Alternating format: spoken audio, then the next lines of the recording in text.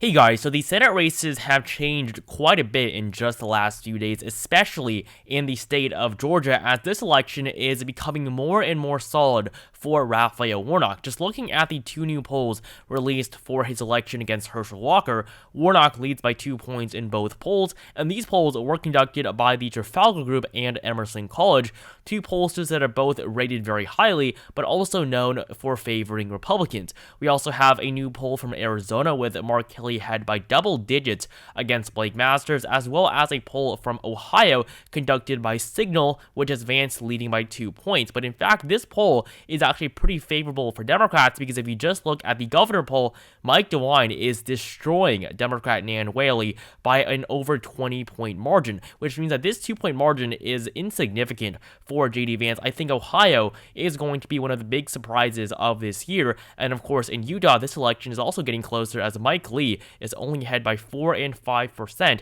in the two latest polls for this election against Evan McMillan. So today, we'll be going over all of these new developments for the Senate races, and of course, how the Senate is going to look like after November of this year. And so starting off with the race in Georgia, Warnock and Walker are still in a very competitive election, despite Warnock's numbers going up. So essentially what happened here is Herschel Walker has been exposed to have paid for an abortion and then tried pressuring that same woman who actually gave birth to one of his sons to abort the other child that they had. So Raphael Warnock's numbers have seen a significant uptick in just the last couple of days after this revelation, as Herschel Walker has been running on a very pro-life platform. Warnock is now ahead by the largest margin ever, with him having a polling average lead of 4%. And so when looking at the 2022 Senate map, you'll see the Democrats are favored in Arizona, Pennsylvania, and New Hampshire, while Republicans are favored in Wisconsin, Ohio, and North Carolina. This leaves just two races, Nevada and Georgia. And these two races that are going to decide which party controls the upper chamber of Congress after this year, and right now it's looking more and more likely that Republicans are going to capture Nevada. However, for the GOP to take back the majority, they're going to have to win in Georgia as well, because Democrats have a tiebreaker vote currently held by Vice President Kamala Harris. Democrats just have to win one out of the two races in Georgia and Nevada, and the good thing for them is that they have incumbents in both of these states. So if Warnock can't pull off a win, it is very likely the Democrats are going to hold on to their majority in the U.S. Senate for the next 2 years. And so when it comes to the Georgia race, the reason why Republicans are losing is because they nominated Herschel Walker. He is a horrible nominee. If the Republicans had just chosen any more of a generic candidate, Warnock would probably lose. Yes, Warnock won by 2 points in the special election runoff in 2021, but that was under some very special circumstances. This race was the one that was going to give Democrats the majority after Joe Biden just won it in the 2020 presidential election. So Democrats had all of the momentum on their side going into that runoff in 2021. They no longer have that momentum. The year is 2022, and people simply aren't as excited about the Democratic Party as they were when Trump was in the White House. So at this point, Raphael Warnock should be in a significantly weaker position, but because Herschel Walker was chosen to represent the GOP in this race, he's making it very difficult for Republicans to take back the seat, which is crucial in their path to taking back the majority as a whole. And so when you look at these two new polls, yes, Warnock +2, that's still a pretty close margin, but that's before you look at the same poll that was done for the governor election between Brian Kemp and Stacey Abrams. These same two polls had Kemp up by 9 and 5%, and this Trafalgar poll is more significant because Brian Kemp is probably not going to win by 9%. And so even if he does win by 9%, Trafalgar is telling us right now that Raphael Warnock is still going to win by 2%. The most right-wing pollster in the entire country is telling us this. And of course, as Walker's numbers took a big hit recently, the governor election is still very, very close, with Brian Kemp basically in the same position he was in a couple of weeks ago. And so this shows that it's not voters in Georgia being underrepresented in terms of Republican support, but it's just the fact that Republicans are willing to vote for Brian Kemp, and in many instances, they're not willing to vote for Herschel Walker. That's Republicans or independents, or maybe even some Democrats. If you look at the odds for Warnock, they've gone up significantly in just the last week. They went from 52% up to 64% just yesterday, and I think that it's going to get a little bit closer in terms of the betting markets here. But Raphael Warnock is now the clear favorite in Georgia. In fact, the 538 forecast for the first time ever has Georgia as a lean Democratic state.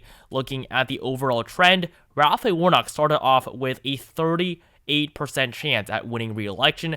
Now he has a 6 in 10 chance at winning his first full term in office, and 538 does project a majority for Raphael Warnock, which he will have to win if he wants to win the election outright without a runoff. So Georgia is going to be a lean Democratic state on my map right now. I do not think it is going to be tilted any longer. I think Warnock does have the clear advantage, but it's currently unclear as to whether or not he will actually win in the election in November and not a runoff. But Herschel Walker, it is his fault Republicans are doing so terribly, and I think that they will have to rethink their nominees in future elections to avoid a situation like this from happening again. I mean, this is basically what we saw with the Tea Party candidates in 2010 and 2012 after the election of Barack Obama. Republicans could have won back the Senate in 2010 and even more so in 2012, but Democrats held onto the upper chamber for 6 years under Barack Obama, and the GOP would not take back the Senate until 2014.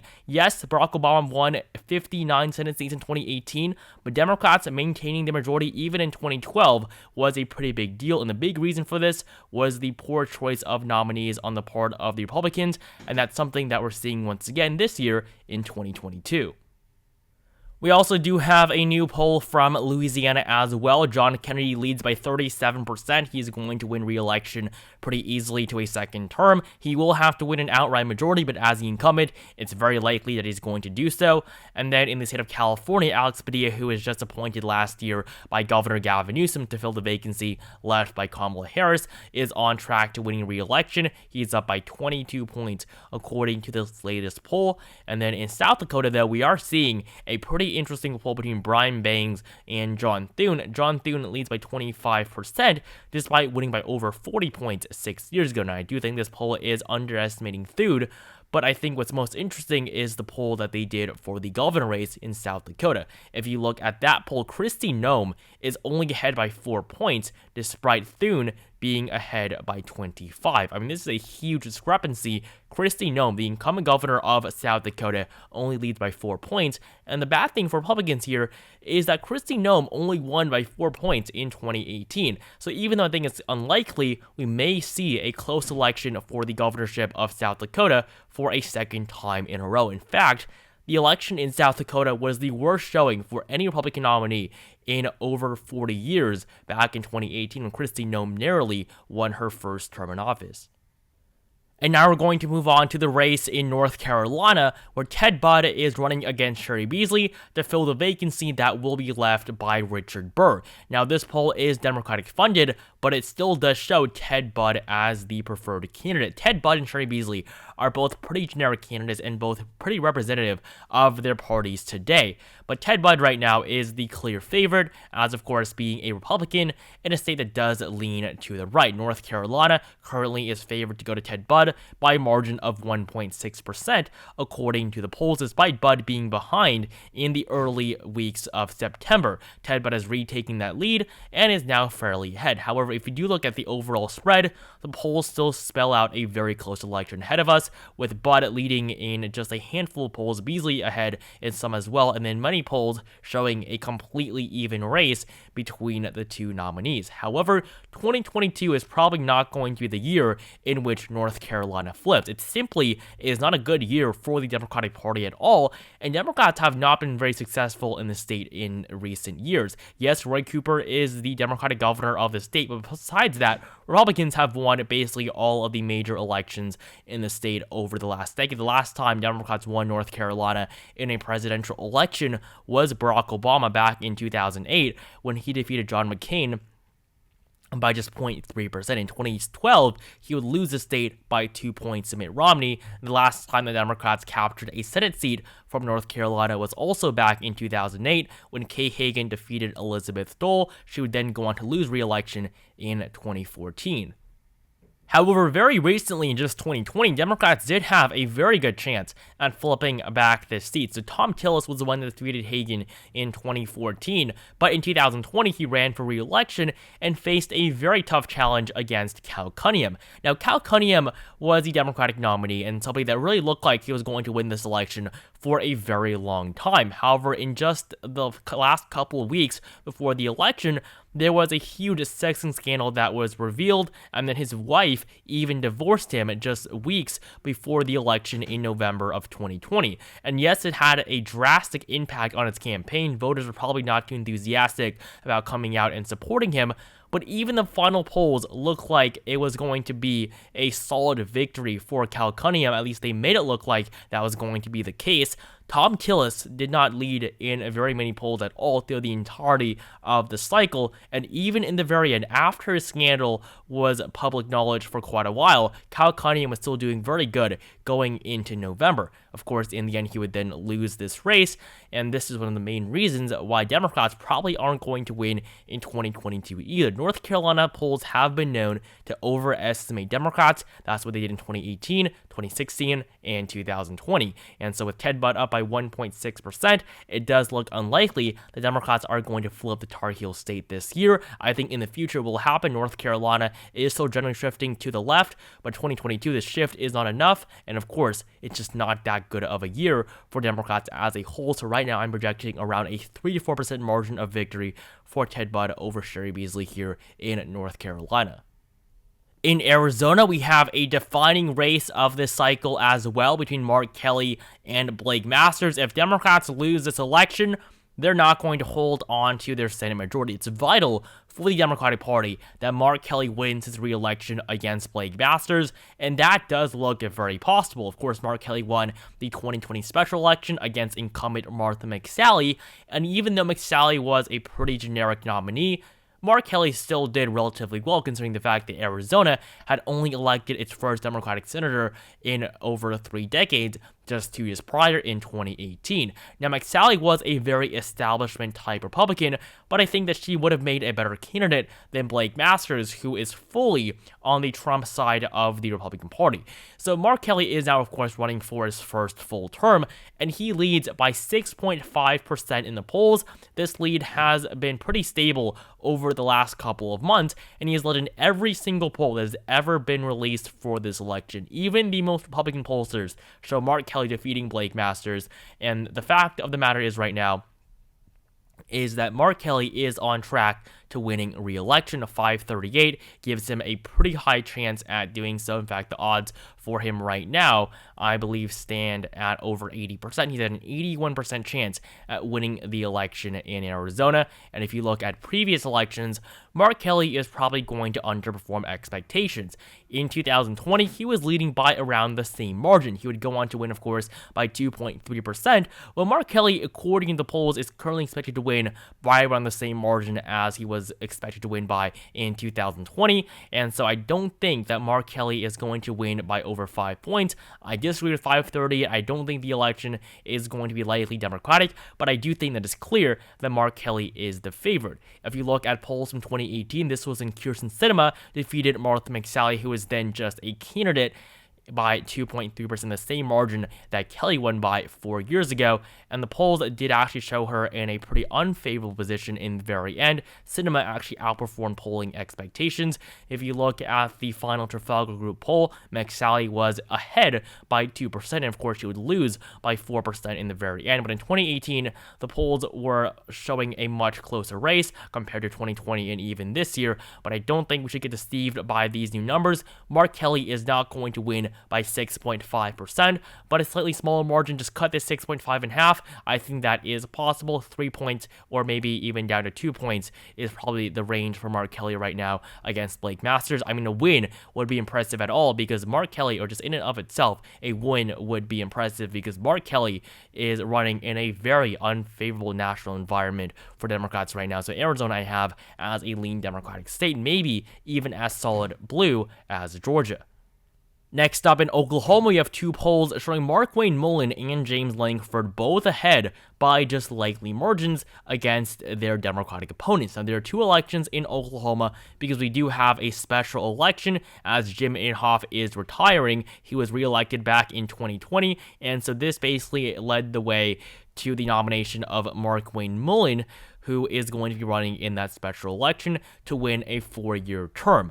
And so James Lankford is doing better than Markwayne Mullin that is expected, as Lankford is the incumbent, but the polling really has not been that strong for Republicans here overall. We're seeing margins within the 10 to 20% range, even though Trump won the state of Oklahoma by over 30 points in both of the last two presidential elections. But right now, I'm still confident that they're both going to win, and I think a solid margin right now is still probably what's going to happen for the Republicans in the state. I don't think it's going to be likely for the GOP, but at this point, they could be doing a lot better, but it's really nothing to worry about. I think we're going to have two pretty interesting races in Oklahoma with the election of a new senator with a special election. And now moving on to Colorado, Michael Bennet leads by 7 points according to Marist College. This is a pretty big margin. Bennet won by 6 points in 2016 to a second term, and right now he's on track to winning a third one against Joe Day. I don't think this election is going to be too close, but it is going to be one of the more competitive races, as Colorado is not exactly a solid Democratic state yet. It was pretty red in the early 2000s. Bush won it both times, but after Obama flipped the state in 2008, it's been pretty blue ever since, and Michael Bennet right now leads by 7.9% in the polls. I don't think this race is going to be too surprising in terms of margin we're going to see in just a couple of weeks. Michael Bennet is on track to winning, and I do think he will win by over 5 points, and that's why I have Colorado here as a likely Democratic state. And we actually have another likely Democratic state as well if you're just going to look at the margin, and that is the state of Washington, where Patty Murray is running for her 5th term in office. Now, it's almost impossible that she is going to lose because she leads by 9.8% in the polls, and also she already won a majority in the blanket primary, which means if everybody that did not vote for Patty Murray in the primary voted for Tiffany Smiley, Murray would still win her re-election for a 5th time. Now, she is getting older, and as politicians tend to age, their margins do tend to decrease, especially after their 5th or 6th terms. That's what we're seeing with Chuck Grassley in Iowa, which is probably not going to be solid for the GOP based on the margin alone as well.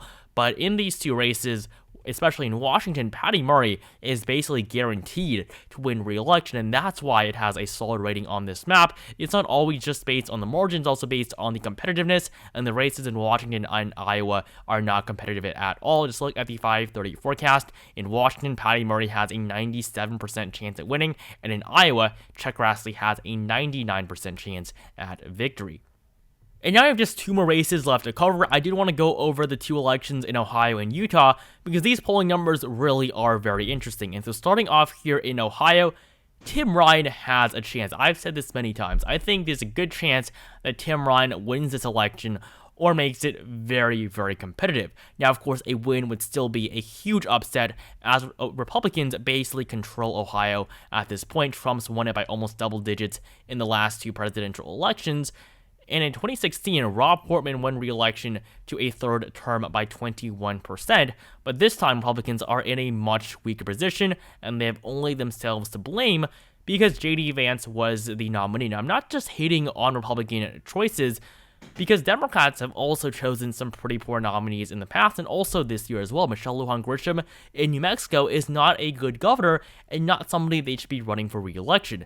And, I mean, there's nothing really too strong about Catherine Cortez Masto in Nevada either. So right now we're seeing that in Ohio, Republicans are struggling because of candidate quality, and the fact that the GOP has chosen some pretty weak nominees in all of the major races is going to be a major problem for them as they may start to lose many of these races. So in Ohio, Tim Ryan ahead by 0.3%, and his margin actually went down as a result of this latest poll from Signal. But if you do look at the same poll that was released for the governor election, Mike DeWine is ahead by 22 points. And so just like in Georgia, the governor election is significantly, even more so here in Ohio, more solid Republican than the Senate race. And of course, Mike DeWine is probably not going to win by 22%. He only won by, I believe, 4% in 2018, 3.7% against Richard Cordray. So this time, with J.D. Vance only ahead by 2 points in the same poll in which Mike DeWine led by 22.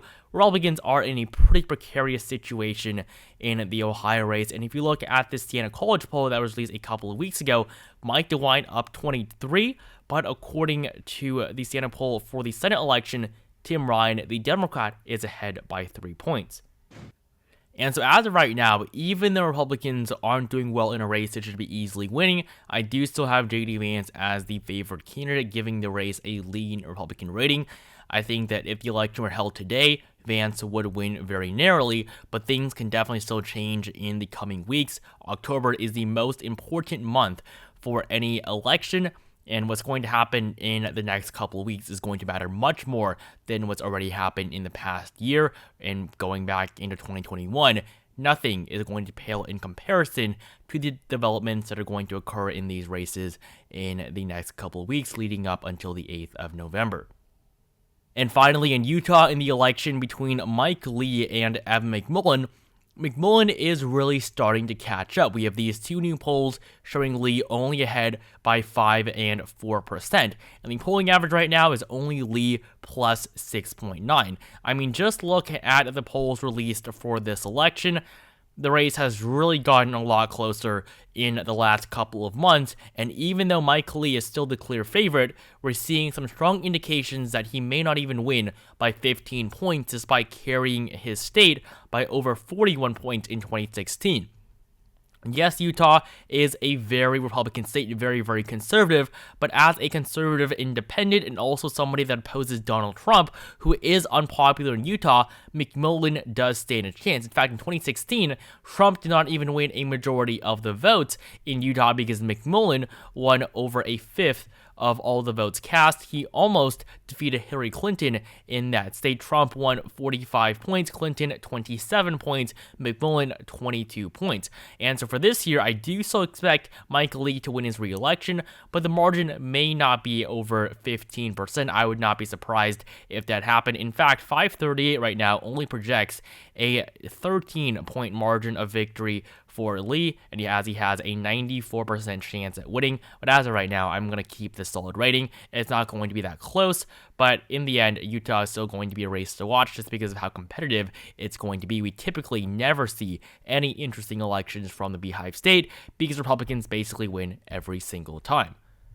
And so that'll be it for today. The Senate elections are really starting to heat up. We're seeing some very competitive elections in Georgia and Nevada. These are really the two main races to watch. And of course, Democrats are also going to have to flip Pennsylvania and hold on to Arizona if they want to keep their majority, which right now does look more likely than not. And Republicans are going to defend many of their seats in Wisconsin and especially Ohio. North Carolina, though, I do think will be a little bit easier. And so right now, the Senate elections are closer than ever, as we are just 27 days away from the midterms on the 8th of November. And if you want to stay updated for those elections, make sure you subscribe to my channel for daily updates for the 2022 elections.